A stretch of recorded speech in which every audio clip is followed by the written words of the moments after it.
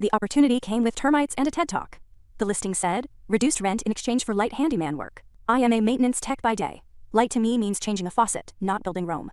Still, the place was near my job and the rent was survivable, so I toured it. The landlord were driving loafers and a startup hoodie that probably thought it was a personality.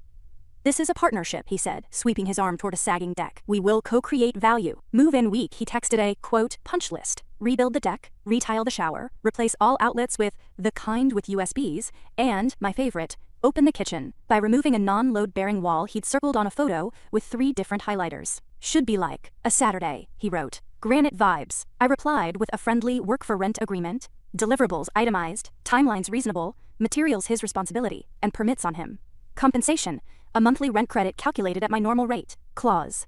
If scope or schedule changed without mutual consent, the credit converted to market rate rent, due from him to me as a cancellation fee. He sent back, quote, LOL, do not make it weird, followed by a thumbs up emoji, which is not legally binding but is spiritually informative. Escalation came disguised as urgency. He popped by unannounced with a contractor bag and a ring light. Content, he chirped. He wanted before/after reels of me demoing for the brand. Then he reduced the month's rent credit because decks are personal growth.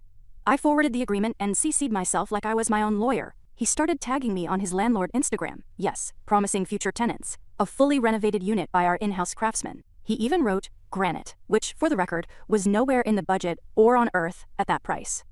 A neighbor slipped me a city hotline number with a wink that said she'd been here before. When he insisted I take down the "we need a permit" line because permits slow creativity, I called the inspector and asked a hypothetical about a hypothetical deck attached to a very specific address. Hypothetically, the inspector scheduled a visit.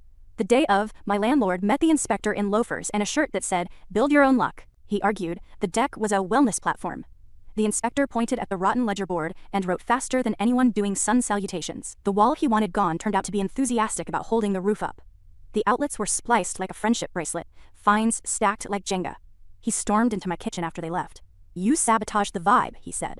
Also, you owe me for delaying the project. I slid the agreement across the counter and tapped the clause where the credit becomes a fee when scope changes or work is paused by the owner. Per your cancellation, I said. You owe me 2 months at market for holding my schedule hostage.